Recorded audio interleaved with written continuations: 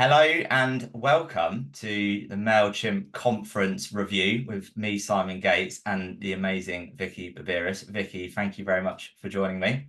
My pleasure. Thanks for having me on. Why was I not surprised to bump into you and your colleague Adam at the Mailchimp conference? I feel exactly the same way. I wasn't surprised to see you at all, to be fair. I was like, oh, look, there's Simon. Yeah, It's a really good event.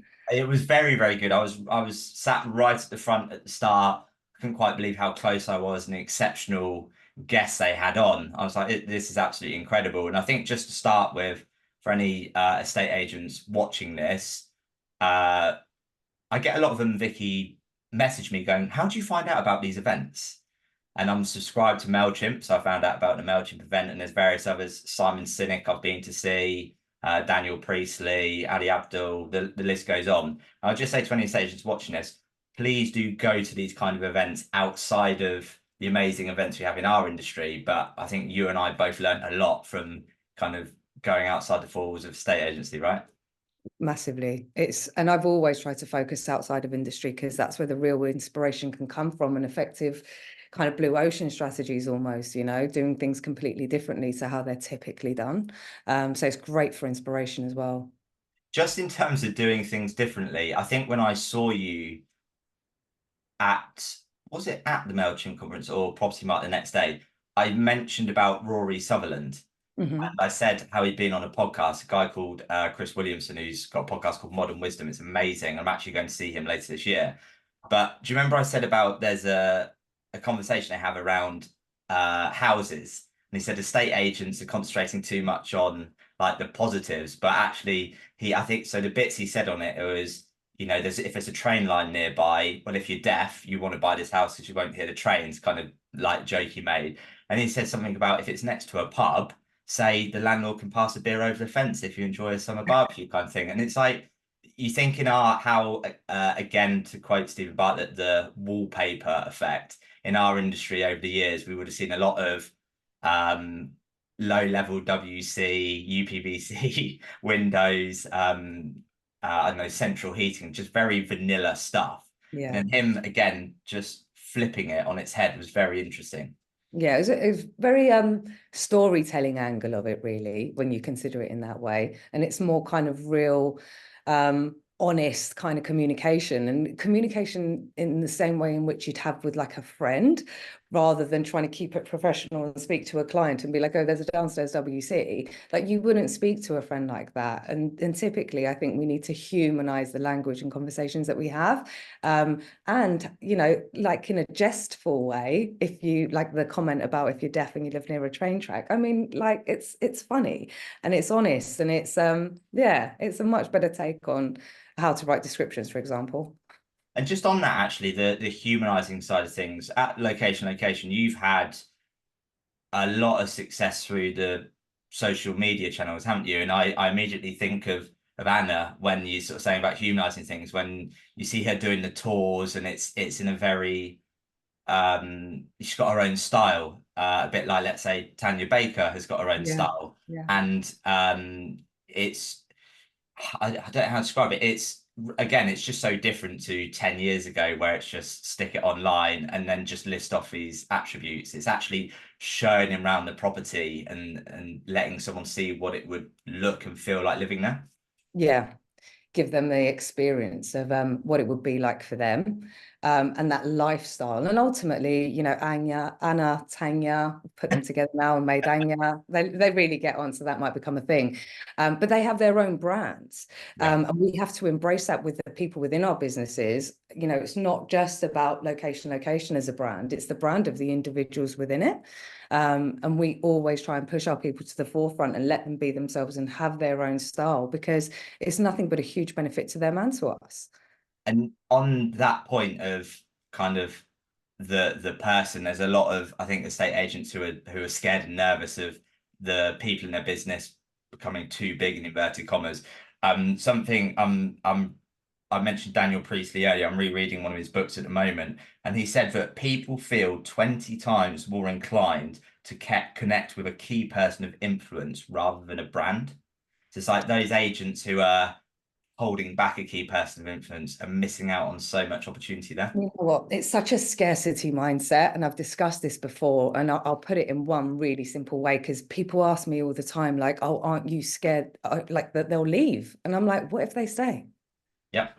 You know, like, you can't have that scarcity mindset. You have to do the best by the individuals within your business, by those people. And you know what? If Anna, builds something great and goes and do something herself, good for her. That's amazing.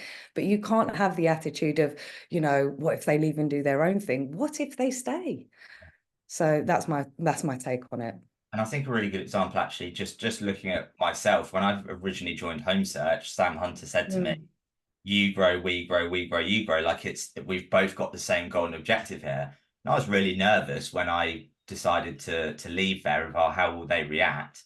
And they were just, Sam and Giles were just so supportive. Like, this is amazing. Like, it would have been amazing if you stayed with us, but it's amazing that you want to go do your own thing as well. In terms of um the word you used there has just escaped me, but in terms of kind of the environment, we're just speaking about the things we wanted to cover off before we hit record.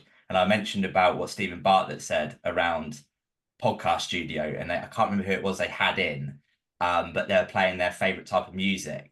So they'd done their research and it made the guests comfortable, and they found that they got a much better conversation out of that. And then was it one of the team changed the air freshener and someone walked in and said, "Oh my God, it sounds amazing." And then the thumbnail or the name of the title. So air freshener, music being played, thumbnail and name of the episode, the podcast, all very small, marginal 1% gains there. And something you said that you wanted to touch on was those 1% gains. Yeah, I think Stephen did a really good job of discussing the details and the basics and the consistency. The key part around marginal gains is the consistency around marginal gains. You can have all of these 1% things that you experiment with, but ultimately the ones that you see working during that experimentation, you should understand what's going well and what isn't, and doubling down on the 1% that could be, for example, consistent prospecting. That consistent prospecting, which started off as a marginal gain, so to speak, could be the 1% example that leads to a 350% gain. And that's what I think people should really focus on. He touched a lot on the scientific method and embracing experimentation within teams. And we can touch on how that's kind of incentivized and remunerated later, because that's also really important to build habits. But there should be a constant endeavor towards testing out these marginal gains consistently, experimenting and seeing which ones are bringing huge benefits to the business, and then doubling down on the ones that do, all whilst continuing to find new 1%ers that you can find into the mix. Only then will you get considerable growth effectively. So I loved where he touched on that. And for us, especially using the prospecting of the nurturing of our database and our clients, was initially that 1% gain that we were going for, that we experimented, that we doubled down with. That did lead to way over and above a 350% increase in our business over the last 18 years, or especially the last 10 we were doing it. But he also said that are your people incentivized and remunerated to experiment? And touching on what you said before, how leaders within a state agency, and bringing it back to what we do just for a second, can be cautious of letting their people go and do their thing. That's not going to allow people to embrace change and experimentation and trying new things. And so looking at ways in which you can incentivize experimentation, thinking outside the box, trying different things effectively. And experimenting to see which ones of those worked, which didn't, why, either side, and doubling down will always make a big difference. The way we currently effectively incentivize and remunerate our team around embracing change and experimentation is, it's one of our core values, and it has been for a long time. And effectively is we embrace change through constant innovation. And so we reward the teammates that do that the most throughout each quarter. And we always let them know that that's what we're looking for. We want ideas. We want people to think outside the box, try something different, assess the results, discuss them as a team, bring them to each other. And I think we could do more. I don't think effectively an award and a small incentive every quarter is actually enough. Our basement is currently, I mean, we've called it the incubator for a while because that's where our deep learning goes down. But I think we can do more on that front to really encourage true experimentation, scientific methods, and see where we can get more of those 1% that lead to 100%. Remind me of the what's the wheel you have that I see on The wow wheel. what's it called?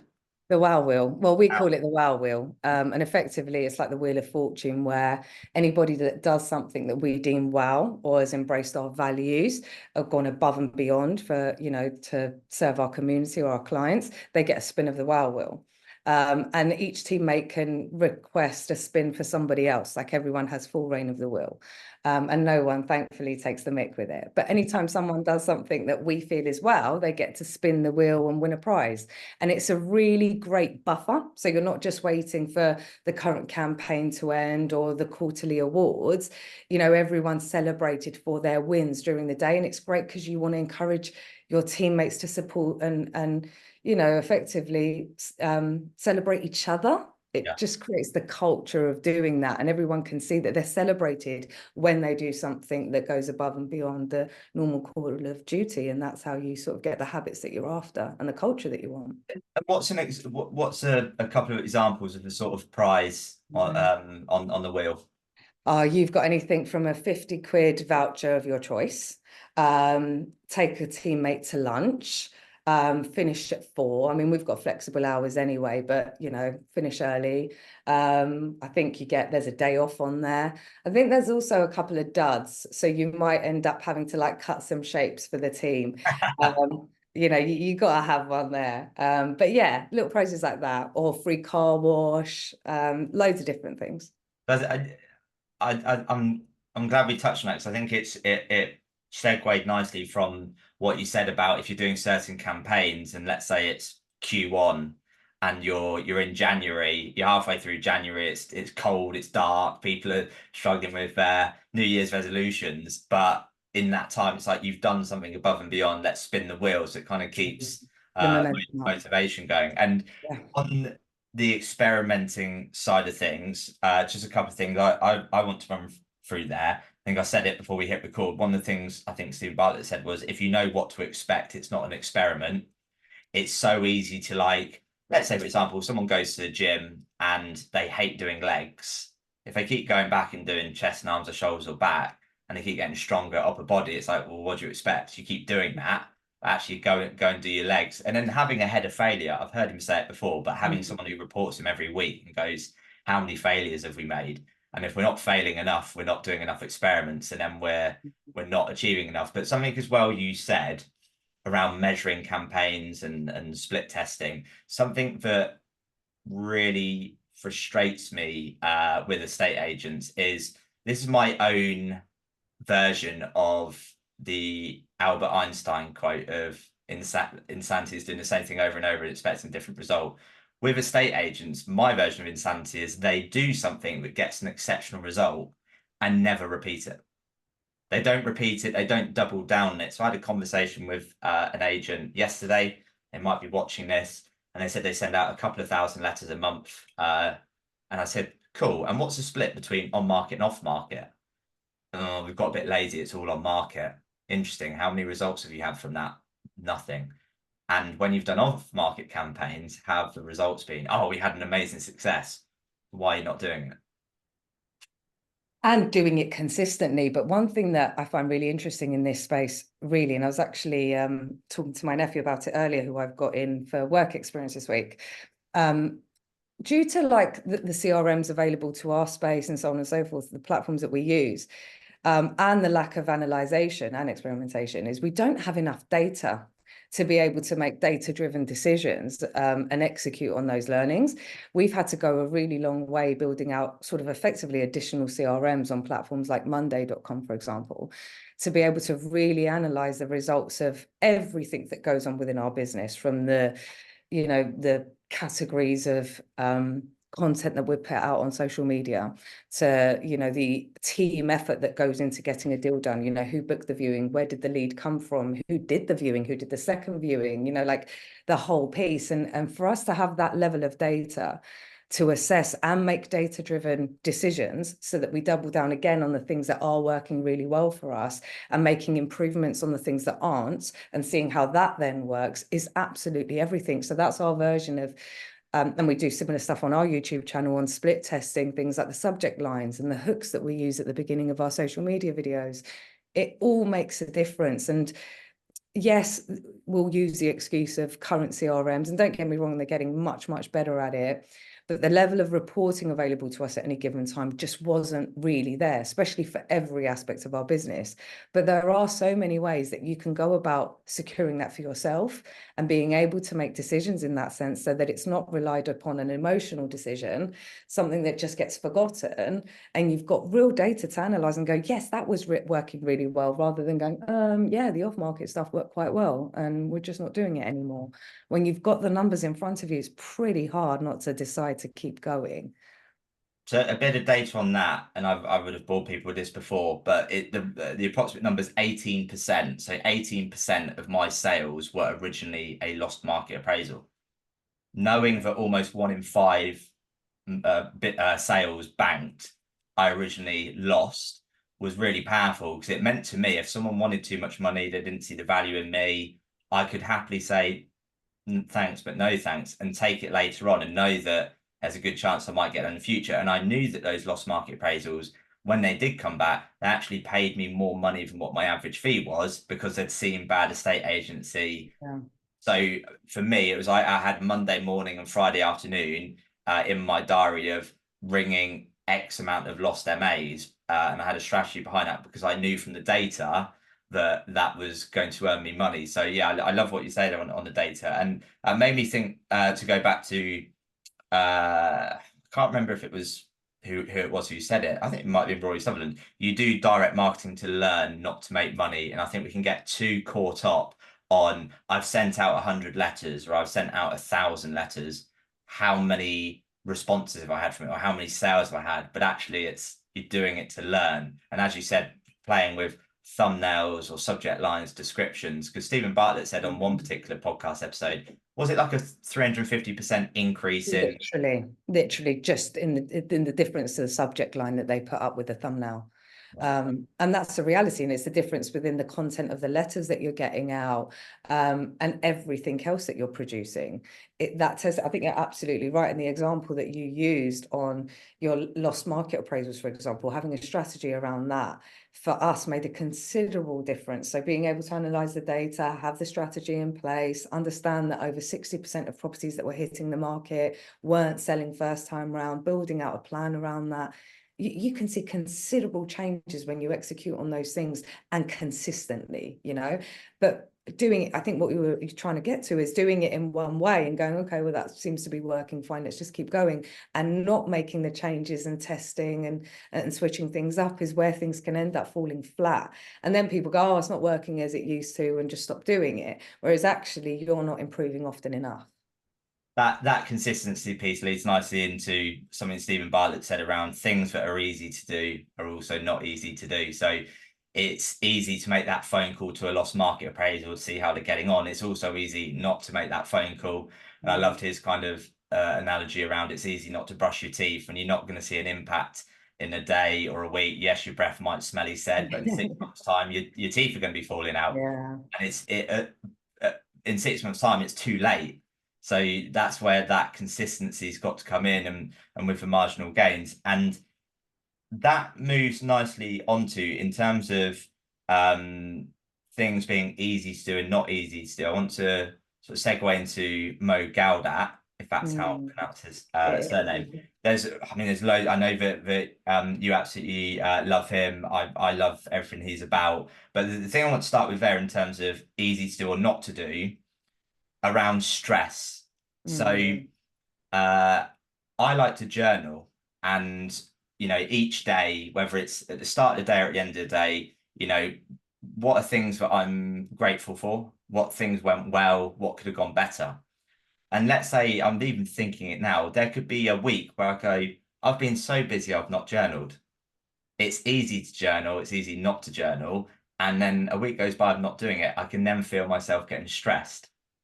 And you just flip back through the pages and go, remember what you're grateful for.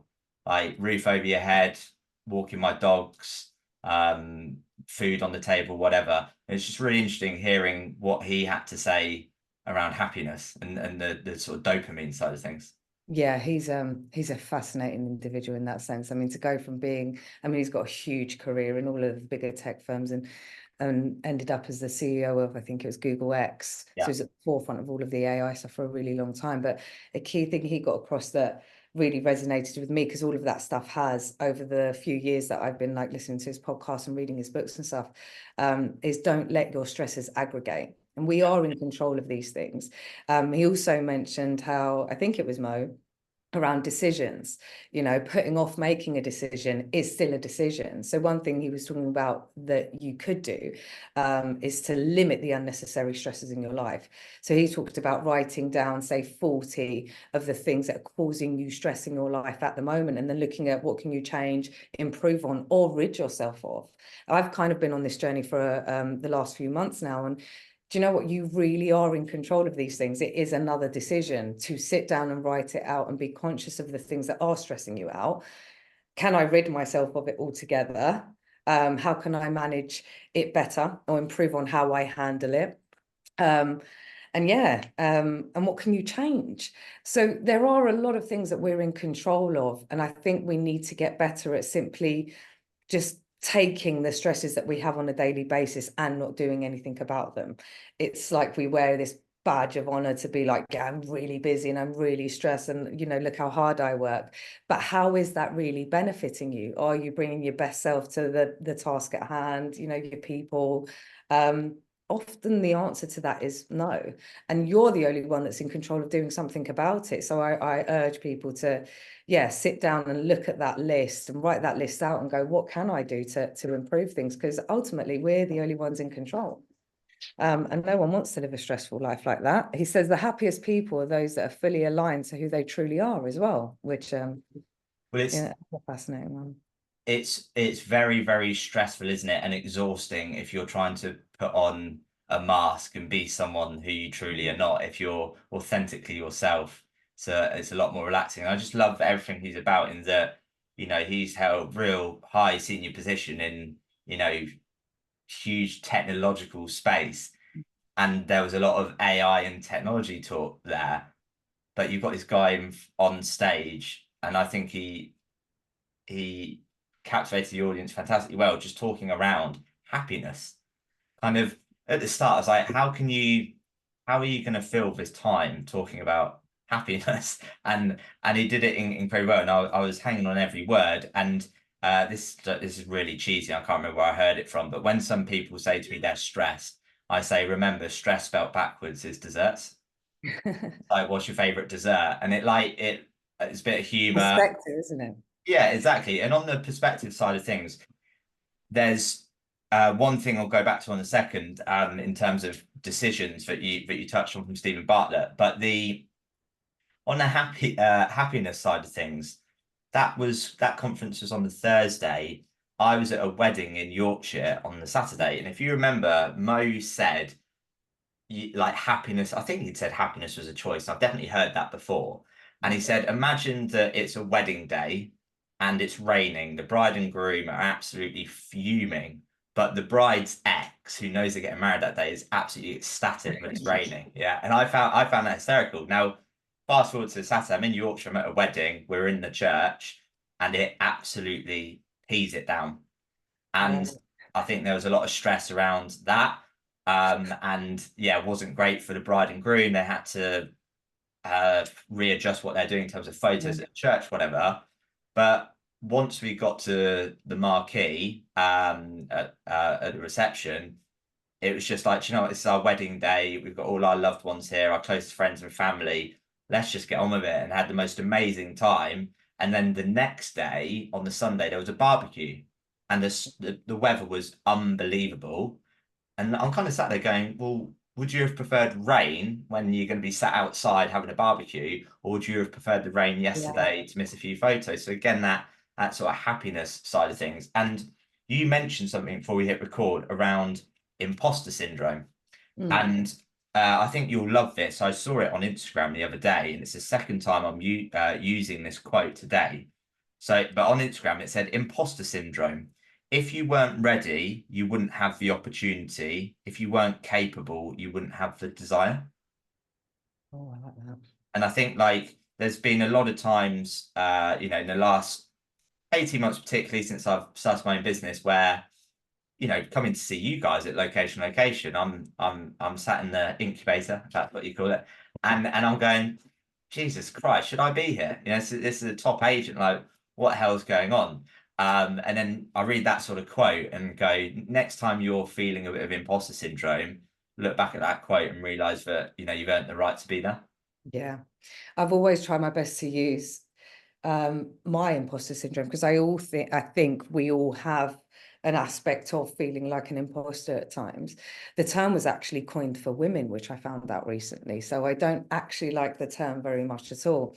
I try and flip it on its head, because I understand that perspective is everything, how you perceive things. And so I'm kind of like, when it's kicking in, it's almost like my instinct trying to talk to me. And it could very well be, hey, that thing you want to do, you might not be good enough at X in order to achieve it yet. And so I try and listen and just take stock of, okay, so what do I need to work on? What else do I need to learn or do you know what I mean? Get better at in order to not feel this way. And sometimes, yeah, there's things that you can do. And sometimes you just need to go through that challenge. The challenge is the way. And when you come on the other side, like being anxious about doing a podcast and then doing it, and then after being like, wasn't that bad, like go through it. So I think, yeah, watch out for the imposter and actually use it to your advantage, because we all suffer in that way. But if we have perspective and we're grateful for things and we just move through it with action, we overcome more than we ever thought we would. I don't know if it was said on the day or not, but I love the kind of viewpoint of move towards friction, not away from it. Like the Mm, best things will happen when you move towards that friction. And as you said earlier, putting off a decision is still a decision. I absolutely love that.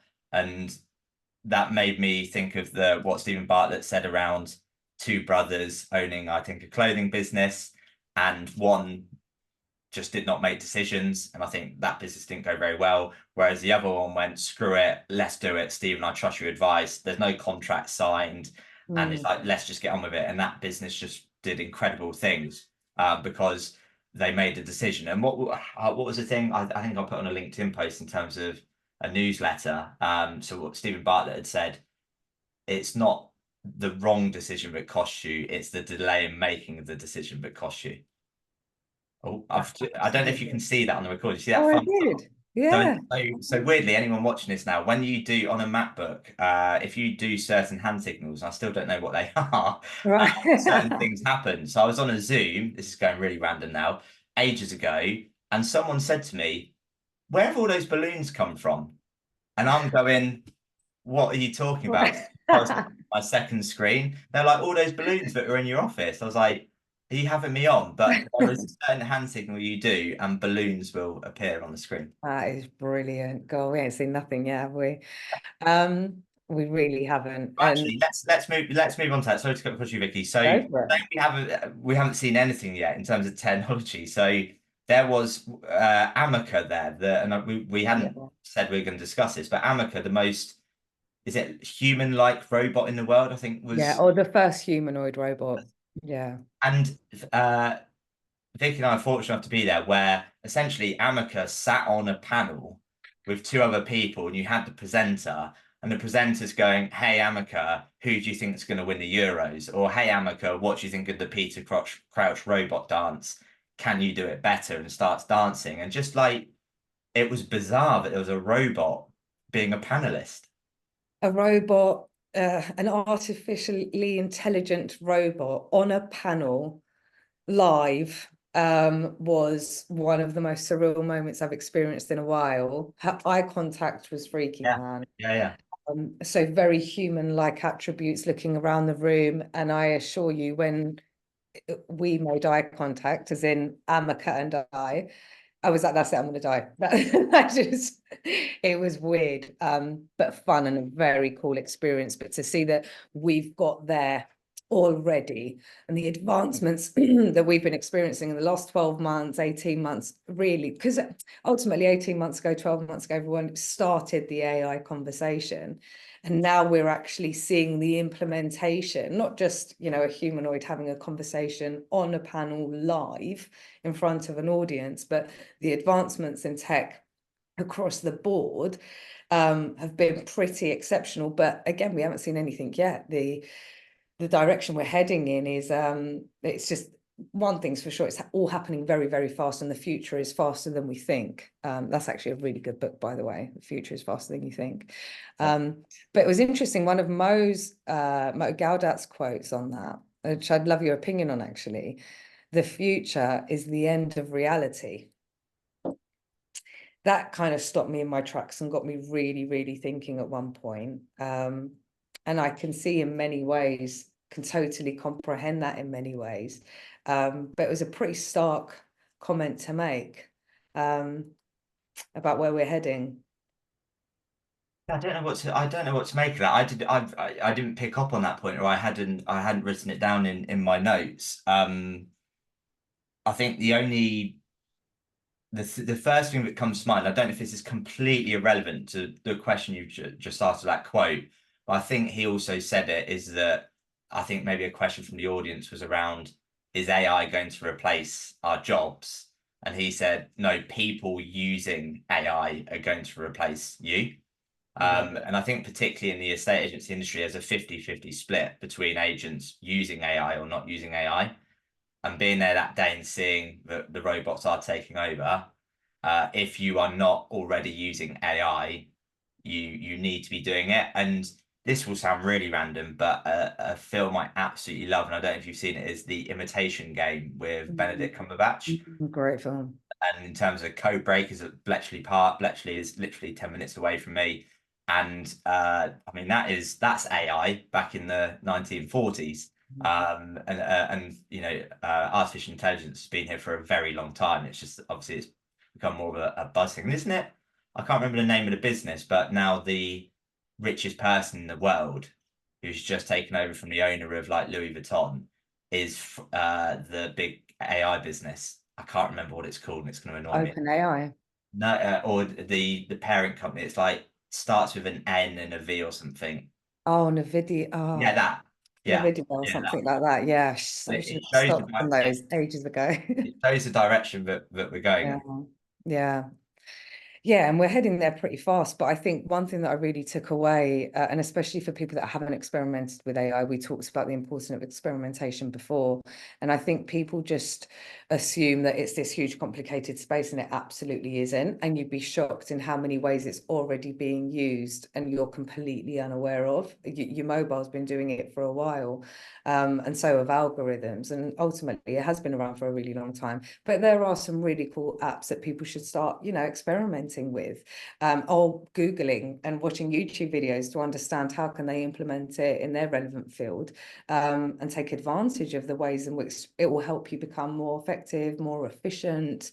And ultimately, if we can buy back time in that way, it can make a considerable difference for the work that you do in the time that you have. And everyone's trying to seek out that work-life blend or balance and so on and so forth. So why not use the tools available in order to help on that? Yeah. So just a couple of bits on AI there. I'm just going to give a couple of examples, and I'd be keen to hear kind of AI that you're using at location. But I remember sitting with an agent not that long ago. I've probably said it on the podcast before, and I said, you haven't updated a blog on your website for a very long time. You'd be better off not having any blogs at all than it being out of date. What does that say to the customer who's looking online? Oh, I don't know what to write about. I don't have time. And went on to Answer the Public. Was it answerpublic.com? Can't remember.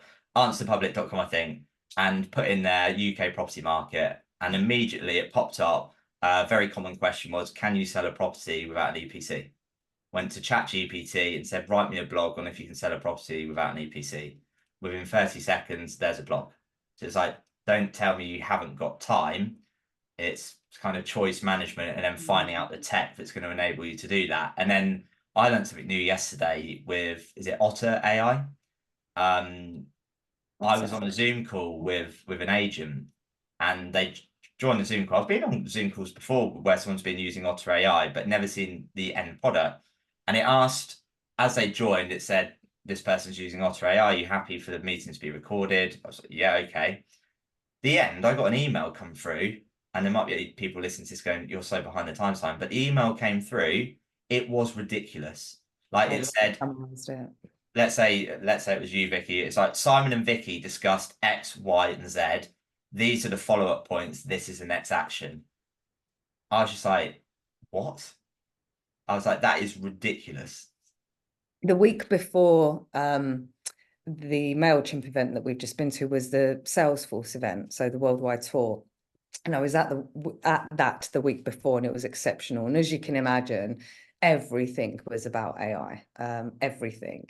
And some of the advancements on that front and how we use it in the business, for example, when it comes to Slack, the AI integration or features now within Slack will summarize chats for, say, even if you want to go back 6 months and you've just joined the business, for example, and you want to say, right, go back the last 6 months and summarize the key points or objectives that the team have and so on and so forth.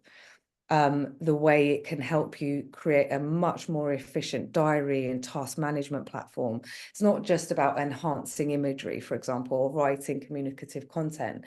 There's so many ways that this stuff can really, really help you. And seeing the advancements at the Salesforce event were just like, wow, this is going to absolutely change everything. And that week, I had been trying to get in touch with Land Rover for 4 days. And I mean, there was ample call. I mean, I was calling 4 or 5 times a day because I needed simply to change my windscreen wipers before I went away.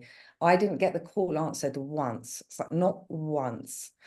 Whenever I press, if you're looking to buy a car, press 1, they answered straight away. It went over to, the Mayfair office, and they were like, "Oh, we can't help you. You need to keep calling the parts department," which absolutely didn't answer.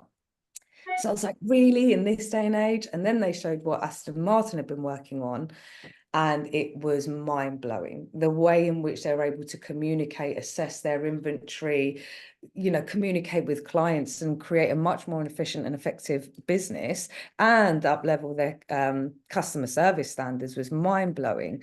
So it is definitely one to pay very close attention to and just see, what benefits are there for you without that scarcity mindset, sort of embracing it and going, well, actually, this could be a huge advantage to me and my team. And I think for anyone watching this who's going, I'm still nervous about making the wrong decision with this, I think a quote that Stephen Bartlett might have said from Jeff Bezos was, "The 1 in 10 ideas that work paid for the 9 that are in the graveyard." So it's like, I can't remember the failures that Amazon had, but those failures and those experiments paid for, the craziness, crazy success that Amazon have had. It's like that 1% marginal gain that ended up giving you the 350 or 500% growth that was unexpected at the time. But if you're not trying lots of different things, you're not growing.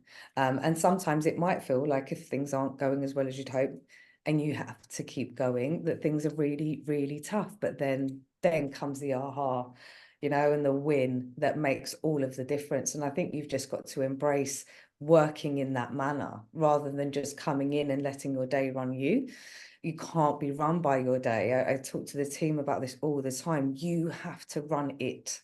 And even if that means, there was tasks that were somewhat of a priority today that you needed to push on tomorrow so that you could get as much as you could done, that's okay. You're the one in control. But I think that extreme responsibility side of things, i.e. happiness is a choice, which I know is hard for a lot of people to hear, making decisions, and even if you're not making a decision, that's still a decision and probably the worst one, and taking responsibility of these things and acting and going through the challenge is the thing that's going to make the difference, even though it might feel like, because it's a constant feedback loop, that it's not going well at points. That's great feedback. Great, what isn't and what can we do about it, and then we go again. So I think it's just embracing failure. you know, and the mistakes that you need to make in order to find that win. Yeah, in that, again, that sort of quote, happiness is a choice. I think when I first heard it or read it, it made me really sit there and ponder it, because I had issues with it. I'm not sure if that's right or not, but the more I've thought about it, it's like, actually, I do get it, because you can get yourself in such a bad way yourself, and being your own enemy, standing in the way of letting you go on and do something great. And I think in terms of that, again, delayed decision, how many times have I probably said to someone in the last 18 months, I wish I'd started my own business sooner. But before doing it and delaying that decision, I made every excuse possible. I'm not going to do it because of this, this, and this. And then eventually I ran out of excuses and went for it. Jumped. Of course, it jumped, yeah, and it's not always going to be the right choice, but But then what's you still have choices. it's exactly, and Right? that's And it is about decisions, you know, making decisions, regardless of if they end up going well or not. It's continuing to make decisions and act upon them. What we're talking about is action, it's movement, it's moving through the fear, which you did. And ultimately, that's what holds most people back, is that fear. But ultimately, and this is where the happiness is a choice sort of ties back, is it isn't about what happens to you, it's how you react to it that makes all of the difference. And yes, you can have your moment where you throw your toys out the pram or have a cry or whatever. Absolutely. We all do. And no one's saying, I'm certainly not sat here saying that don't do that and you don't need to. Absolutely. But put a timer on it. You know, am I going to ultimately bitch and cry for an hour, a day, a week? At what point does it stop and then I move forward? And ultimately that's another decision. And this is why decisions and action and moving through things are so key, because it's the only thing that helps us keep going and effectively allow us to be in that happier, more fulfilled space. In fact, I think, was it Stephen that was actually talking about worry, i.e. anxiety, is when you're not sure about the future. And planning it out might absolutely help. Anxiety is a perception of how you can deal with a future threat. and the only constant, what's the saying? The only constant is change. Yeah. So if you're not allowing yourself to be okay with change happening, then that is going to cause you anxiety. And I would have said it on the podcast before, but like, having fear is a good thing. Fear kept the cavemen alive so that they weren't getting attacked and killed. Because if they didn't have any fear, they would have sat there and would have got eaten alive. So having a little bit of fear is a good thing. Having too much of it, of course, is not a good thing. But the what was the thing? I was thinking of something that you said, and it's completely escaped my mind now.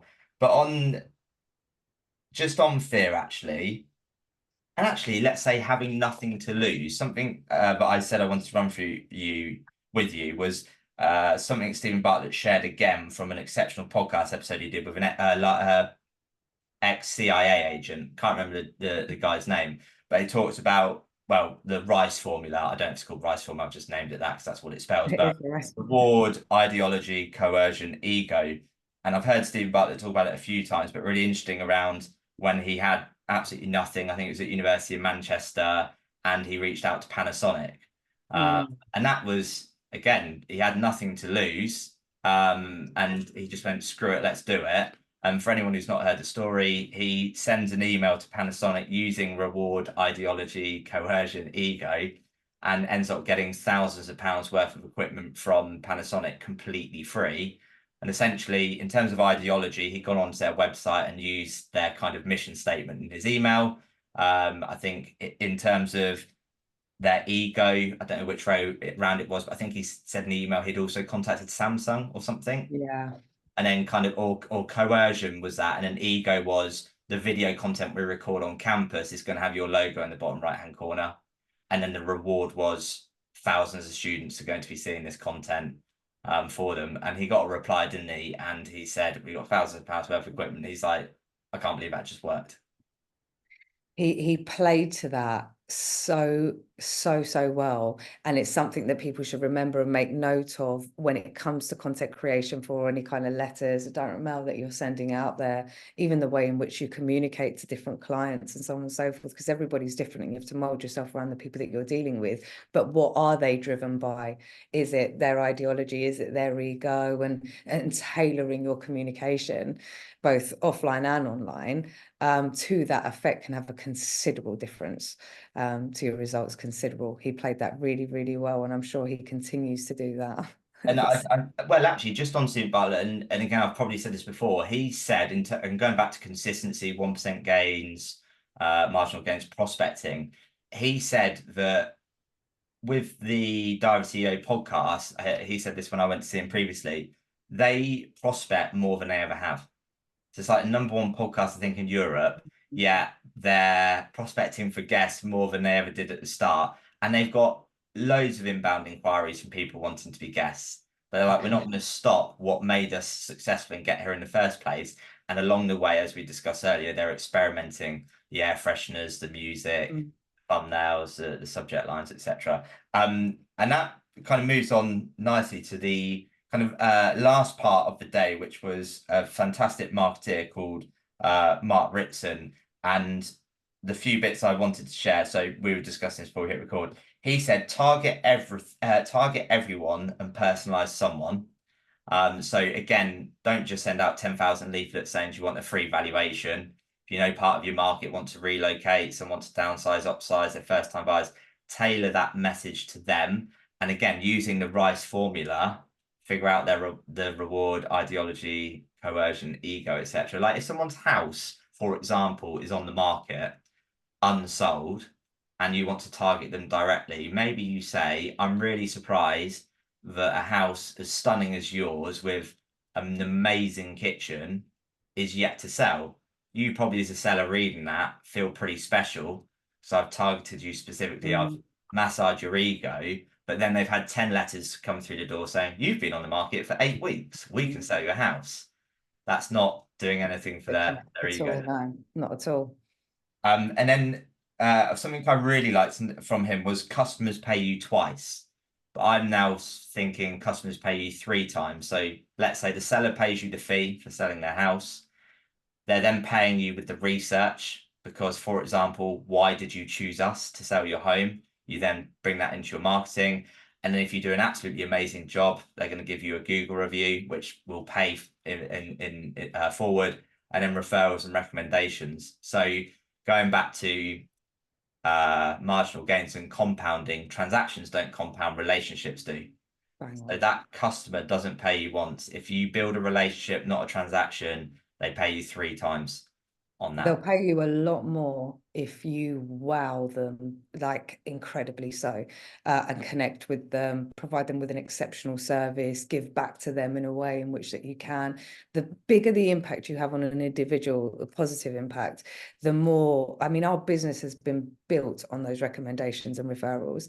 There's homes that, you know, my team are getting on the market now that we've sold 2, 3, 4, I mean, the record's 5 times.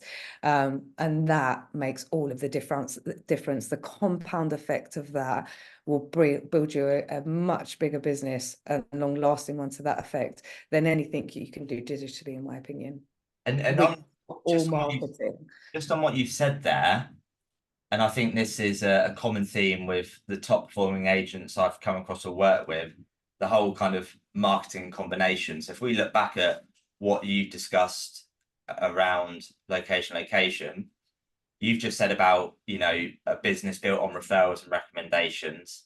You got loads of Google reviews, but too many agents wear that as a badge of honor. When you say, where does the majority of your business come from? It comes from recommendations and referrals, which is amazing because it shows you do a great job. But you've also said previously, you're using AI, you're constantly learning, you're also doing prospecting, you're on social media, you've got the video content. So again, it's a well-oiled machine, isn't it? Just constantly moving forward with that.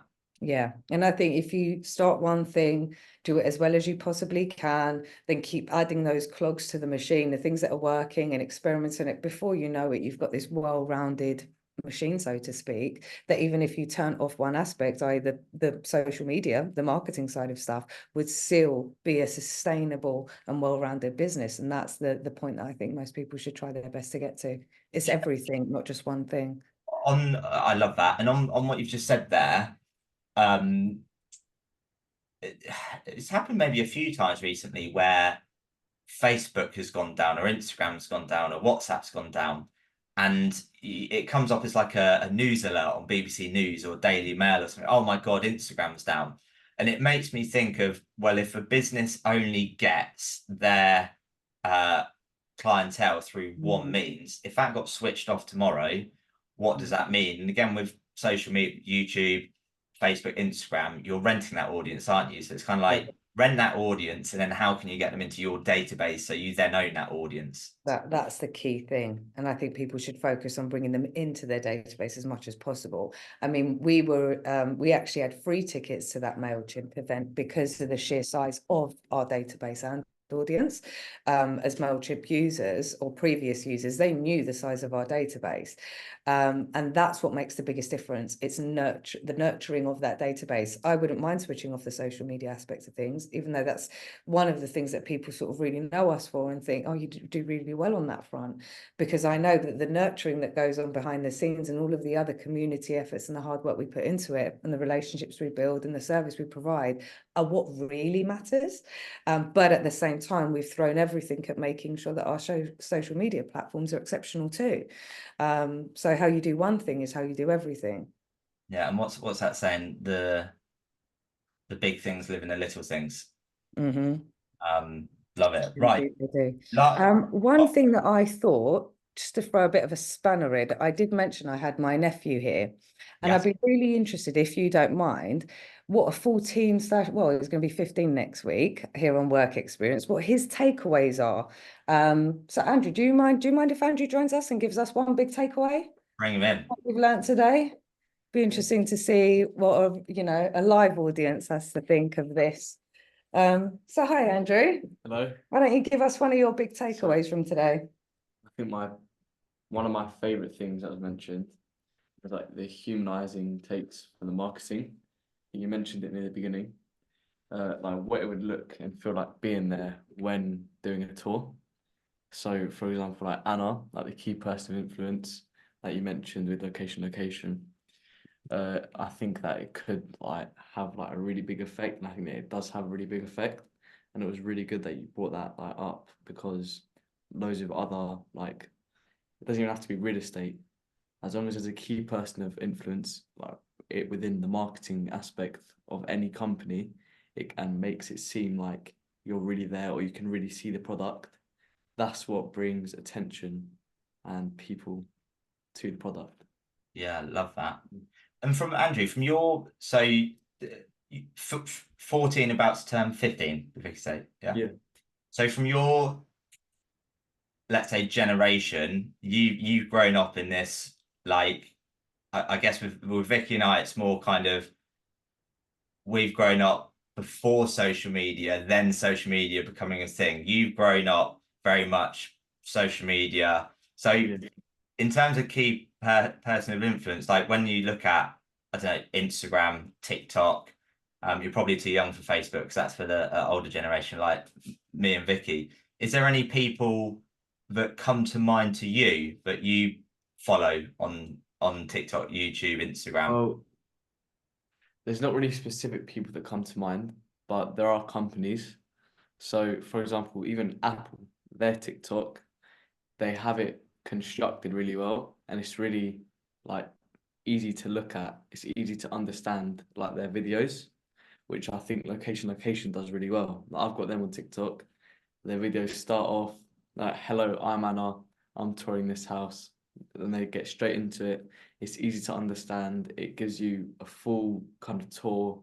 It lets you see what it's like being there, and obviously what it's like to feel like you're living there. Yeah. And it does that really well. And I think that's purely because the key person of influence in both Apple's videos and occasions videos. That's what really like brings it out.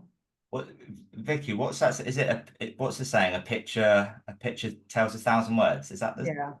It's kind of like, I think video, it's like video tells 1,000,000 words kind of thing. And I I think think like the video. portals, it's like perhaps in, I don't know, 5 years' time, there won't even be images on portals. It'll be video. I think 82% of all internet traffic is video based. Yeah, I wouldn't be surprised. I see that space changing considerably, but it immerses you into the experience, and we're working towards more effectively immersion, with augmented reality, virtual reality, mixed reality. We will effectively at some point, Andrew will be doing viewings for his first property and then all of his investment properties and using mixed reality, putting a headset on or a set of glasses. My new Meta Ray-Bans will be able to do that soon. You'll be in the property without even having to visit it. Well, certainly that's how the first viewing should be done anyway, but that's what we're trying to recreate.